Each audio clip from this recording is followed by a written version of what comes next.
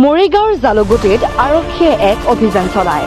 এই অভিযানত জালুগুটিৰ ইজাজুল আলীৰ ঘৰৰ পৰা বৃহৎ পৰিমাণৰ চোৰাং সামগ্ৰী উদ্ধাৰ কৰা হয়। অভিযুক্তৰ ঘৰৰ পৰা 19টা ষ্টীল পেক মোবাইল ফোন, এটা লেপটপ, নগদ ধন, 8টা ব্যৱহাৰ কৰা মোবাইল ফোন উদ্ধাৰ কৰা হয়।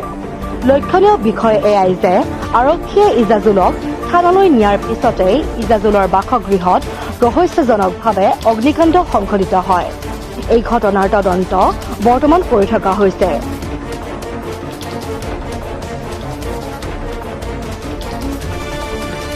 News desk report, Tejas live.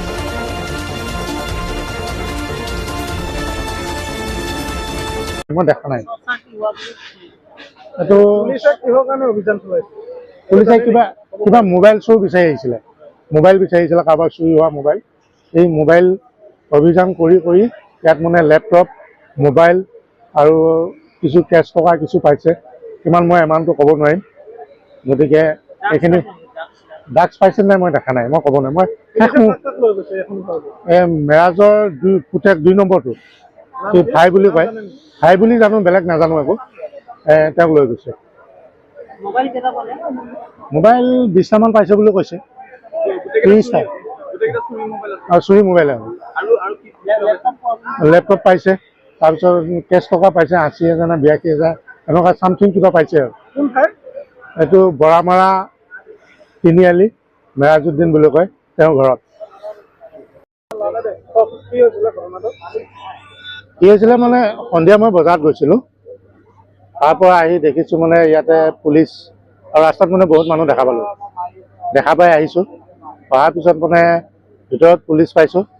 তাৰ পৰা কিবা মোবাইল, লেপটপ এনেকুৱা কিবা কিছু টকা পইচা এনেকৈ কিছু সামগ্ৰী পুলিচে মানে জব্দ কৰিছে।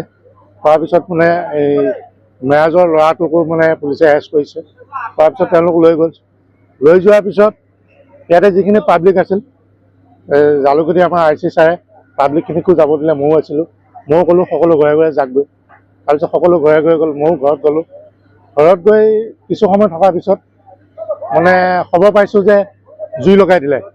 পাব্লিক আকৌ আহি জুই লগাই দিলে। তাৰপিছত মই যেতিয়া ইয়াত পাইছোঁ আহি, তেতিয়া দেখিছোঁ আমাৰ জালুগুটি আৰক্ষী পৰা চকীৰ মানে ভাৰপ্ৰাপ্ত বিষয়া ছাৰ তেখেতো আছে আৰু মানে জুই নমাই আছে, আৰু 2-এজন ব্যক্তিও আছে। তেওঁলোক সকলোকে মানে জুই নমোৱাত সহায় কৰি আছে।